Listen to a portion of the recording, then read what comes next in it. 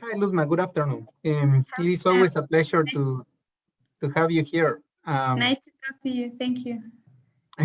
So here we go again. So the news today. So this is October 22nd, 2020, and we got some news actually for Yes, the Rio news Grande. this morning. Early this morning, we got some news about the water deliveries from Mexico to the United States. So seems to be yesterday we had the signing of the minute 325, 325. This is the most recent minute Mexican United States regarding the Rio Grande Rio Bravo Basin, and most specifically about the water deliveries from Mexico to the United States. So what does it say? This minute is Mexico complies to the treaty. Mexico delivers the water missing to the United States from the international dams along the Rio Grande, which are the Falcon and Amistad dams. That's the big news today. Yeah, and I do think that so first of all so we're in October 22nd, and the cycle ended up in October 24th. So this was really 5 minutes to the hour. It was really right on the hour. Now that's the first thing. The second thing is that yeah, the natural hydrology didn't wasn't good enough, or didn't provide enough water. Water was moved from the Mexican account in the international reservoirs to the U.S. account.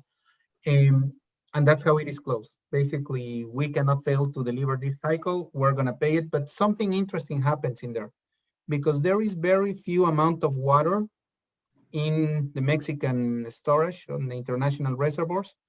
Then the U.S. is going to lend water to Mexico. We're going to receive some, we're borrowing some water from the States. Yes, and this is a very innovative content of the cooperation between Mexico and the United States, because this water lending from the U.S. to Mexico is within the humanitarian discourses. So in case it says, 325, 325 says, in case Mexico is missing water to satisfy domestic users downstream these international dams, then United States will help providing that water to Mexico in order to satisfy water demands in Mexico. Yes, and that is for humanitarian purposes.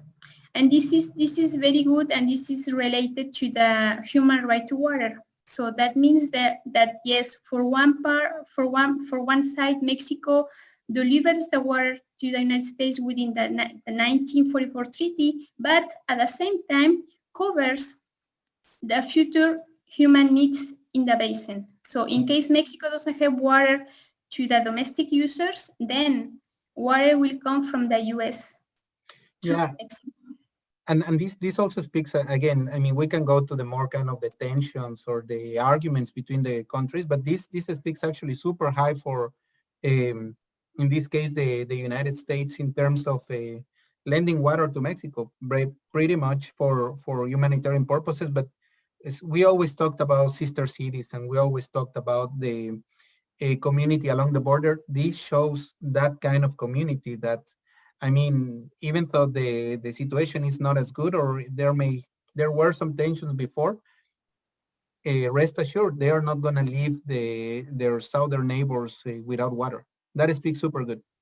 Yes, however, this initiative has a deadline. So it's not something that we should take as a given for forever and ever, whenever we are in a similar situation. Yep.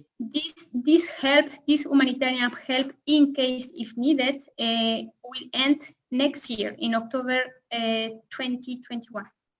So. Yeah, it's either in October 31st, 2021, or if the storage in Mexico or in the Mexican storage in the international reservoirs is 160 million cubic meters.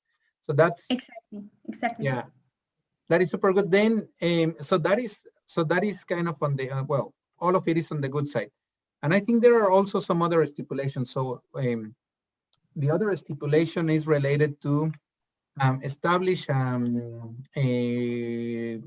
group, a technical group in hydrology, which I think is very good. Also, they And are in going, politics, yeah, and in politics. So that water is super good. politics. Yes, yes. So So this group is going to be binational, is going to be organized or coordinated by the IBWC, both sections, Mexican and United States. So yeah, that's very, very interesting. yeah, This working on the hydrology of the Rio Grande, Rio Bravo Basin. yeah. The other surprising news here is the exchange of operations and plans for among the two countries. So these are good news. I'm pretty sure that many people that some of my colleagues in the States, they will be super happy. Finally, they will know how much water, even myself, how much water is going to be allocated and moved for the treaty. Yes, and this we can also understand this situation as a call for the Water National Authority here in Mexico to have updated information, because now we are sharing that information to the United States. So, and that's not that's an obligation as the minute is considered like a law or like an agreement signed by both countries. So the Conagua has the obligation to share updated information about their plans on how managing the water in the Rio Bravo and how are the levels of water in the basin. So that's very, very interesting. And then, and this is in a short term. So let's start just sharing these plans annually. But there is also with these two technical groups for policies and for hydrology, they are also mentioning that by December 2023, 2023, they will have to deliver a minute, or they will have to deliver a proposition for um, determining operations or policies to operate in order to meet treaty obligations, which is super good. I think rather than praying for the hurricane or just waiting that big storms will come and pay for that, now it's actually, and they were, to be true, to be honest, they already were doing some management, not that intensive, but some management. Now it has to be written down, and now it has to be shared, which I think is good.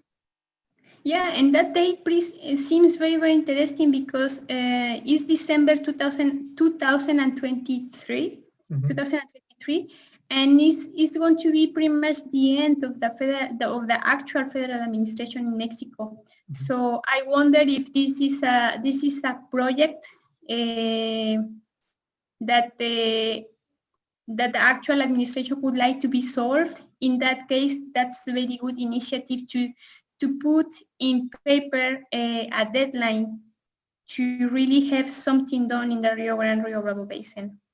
Yeah, and I think this is the other side of the coin.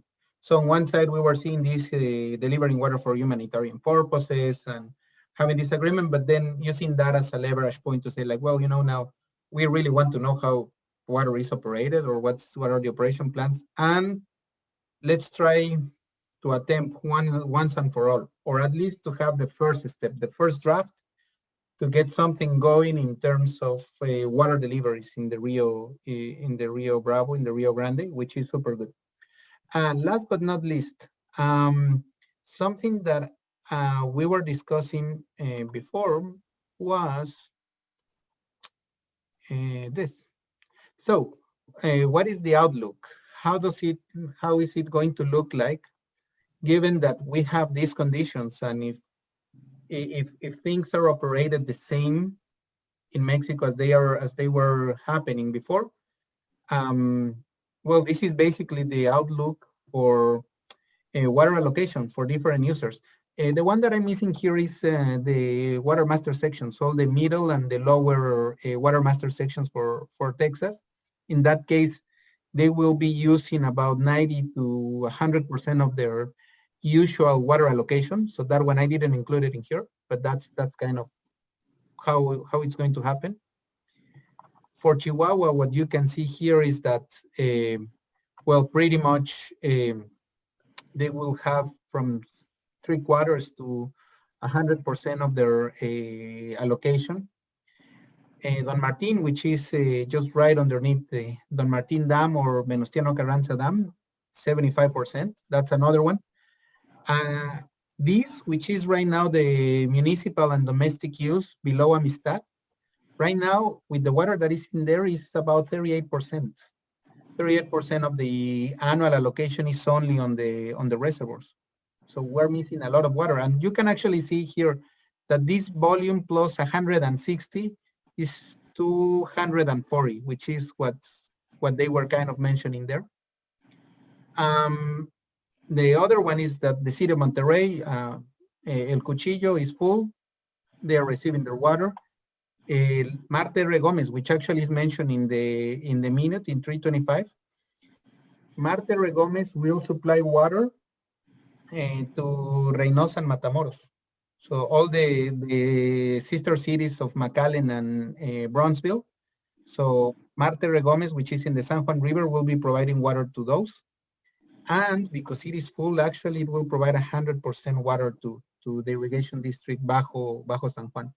The ones that are on the hook for their water allocation is any agricultural use along the Rio Grande main stem below Amistad is 0%. Right now, that is kind of the outlook, and that will include the irrigation district 50, Acuña Falcón, between Amistad and Falcón, and also a small amount of the irrigation, the Bajo San Juan irrigation district, and the entire Bajo Rio Bravo, the entire irrigation district 25.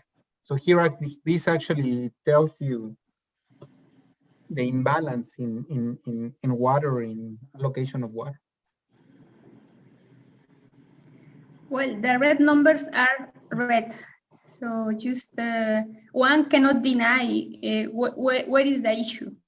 And that's the reason why that this humanitarian discourse or this humanitarian help will be provided from the United States in case those red numbers are really in need of water. So and only for municipal purposes. Exactly, only for domestic use. Yeah, because those are in red because they are agriculture. One other thing, and so if we go back to the history, so the next step will be for some of the farmers of these irrigation districts in red to protest and to close some of the international bridges. So that had happened before when they were left actually 2 years without any water allocation. That happened before. I'm not sure if it was in the 1992, 1997 or the 1997, 2002. I think it was in the 1997, 2002 cycle. So they went and closed the international bridges.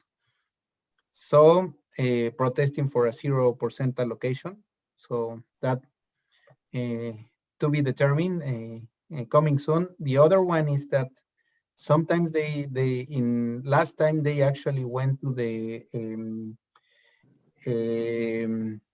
Supreme Court and they actually sued the government because of their 0% allocation. Also, that's something that had happened before, may have happened this time. And I think that's kind of it. This is the outlook. The treaty was really, well, the cycle was closed really quarter to the hour, almost to the deadline. The tributaries, the hydrology didn't have enough water in there. Basically, water was borrowed for some of the water savings in the reservoirs. Some farmers all the farmers in Mexico along the Rio Grande main stem below Amistad, they are really on the hook. It was a good move. I think actually we should also highlight that it was a good move for the United States to lend water to Mexico for humanitarian purposes. What you were mentioning, Luzma, the human right to water. Anything else? Anything else, Yes, Luzma? yes. Just to conclude, yeah, there is this innovative humanitarian initiative within this minute 3 to 5. Second, there is this working together, both sections, not only the IBWC, both sections, but also working groups on hydrology and water policy. That's very, very interesting. And also the remaining question is still is there is still there. I mean, what will we do if a similar situation will happen again? So it's still as you say, we have solved this problem now, 48 hours before the deadline, but are we already working on something to have a solution, or just to avoid to find ourselves in a similar situation in the future? What will happen then? Yeah, no, I agree. I hope that this is at least in my lifetime, this is the third call. So we have had this at least two other times before. I do hope that we can get it. The I'm not sure if it is the plan or the strategy for delivering water to the states, that group that they are mentioning, and that strategy for December 2020, 2023. I'm 100% sure, or I'm thinking that it is a good step. Perhaps will not solve all the problems, but we have something to work with. And I think it is important to at least start having something to work with. Otherwise, we're gonna continue staying as we stayed in the 1992, 2007, and now in this one, which is the 2015, 2020. So let's hope that works. Yeah, let's hope we have learned something from what happened before. Yeah, and Luzma, as always, super nice talking to you. And well, we'll see you around. Take care. Thank you, Sam. Bye bye. Bye bye.